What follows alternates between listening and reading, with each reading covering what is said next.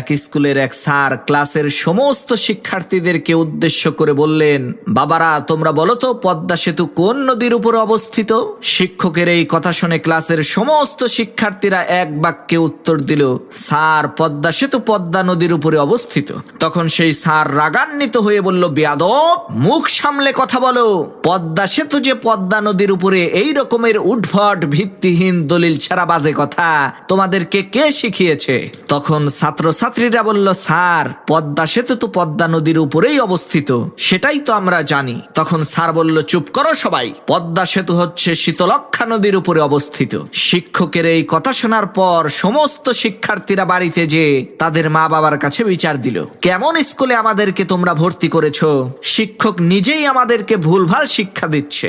সে ক্লাসে এসে বলছে পদ্মা সেতু নাকি শীতলক্ষ্যা নদীর উপরে অবস্থিত। ছেলে মেয়ের এই অভিযোগ শুনে পরের দিন ক্লাসের সমস্ত শিক্ষার্থীর মা বাবা হেডমাস্টারের রুমে এসে উপস্থিত হয়ে নালিশ করা শুরু করলো, স্যার আপনি আপনার স্কুলে কেমন শিক্ষক রেখেছেন যে ছোট ছোট বাচ্চা ছেলে মেয়েদেরকে ভুলভাল শিক্ষা দিচ্ছে?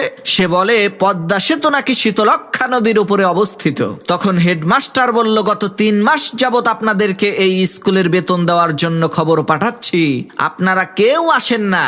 শোনেন, যে পর্যন্ত সবাই স্কুলের বেতন পরিশোধ না করবেন সেই পর্যন্ত ওই পদ্মা সেতু শীতলক্ষ্যা নদীর উপরেই থাকবে। আগে সবাই বেতন পরিশোধ করেন, দেখবেন পদ্মা সেতু আপনা আপনিই পদ্মা নদীর উপরে চলে আসবে।